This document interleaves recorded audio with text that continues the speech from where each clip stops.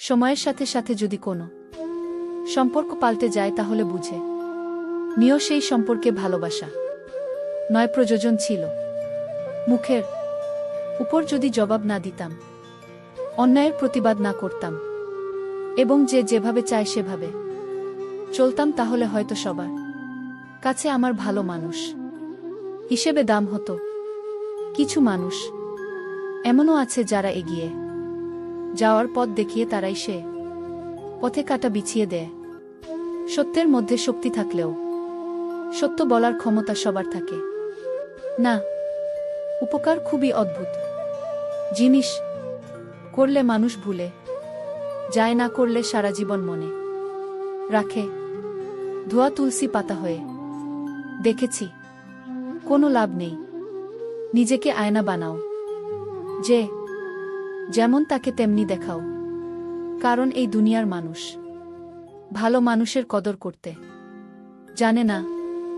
সব যুদ্ধ খোলা ময়দানে হয় না, কিছু যুদ্ধ প্রতিনিয়ত নিজের মনের সাথে করতে হয়, যার রক্তপাত বাইরের কেউ দেখতে পারে না।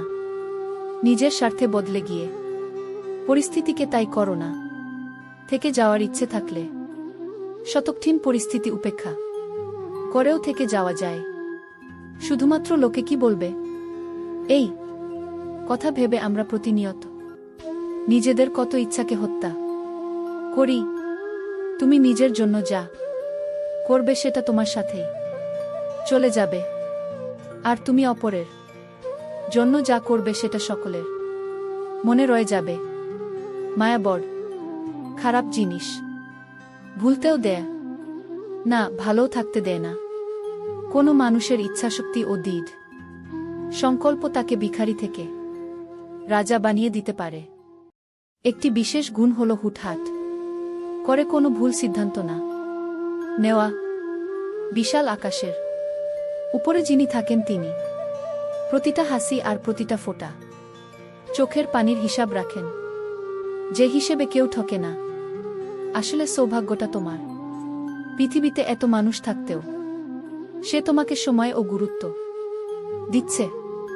কেউ তোমাকে অনেক বেশি গুরুত্ব দিলেই ভাববে না মানুষটা অনেক সস্তার।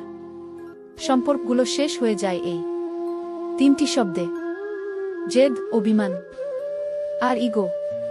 কারো ক্ষতি করে নিজেকে মহান ভাবছ, মনে রাখবে ভাঙতে তো একটা বাচ্চা ছেলেও পারে, গড়তে পারে কজন।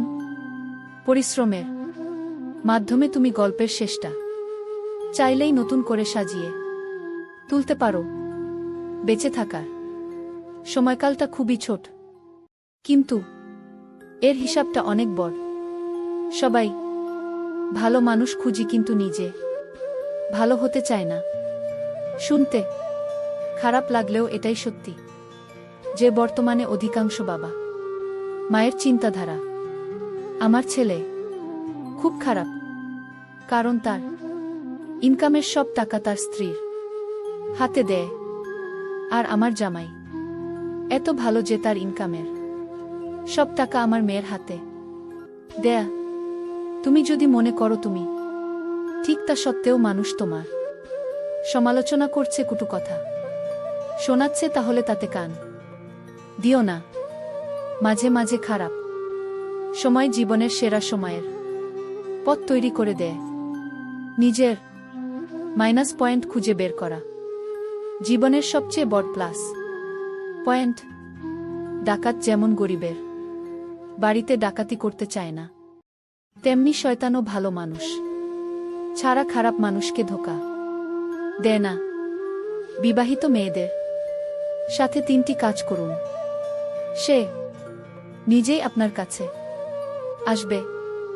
নাম্বার 1, তার কথা মতো চলুন।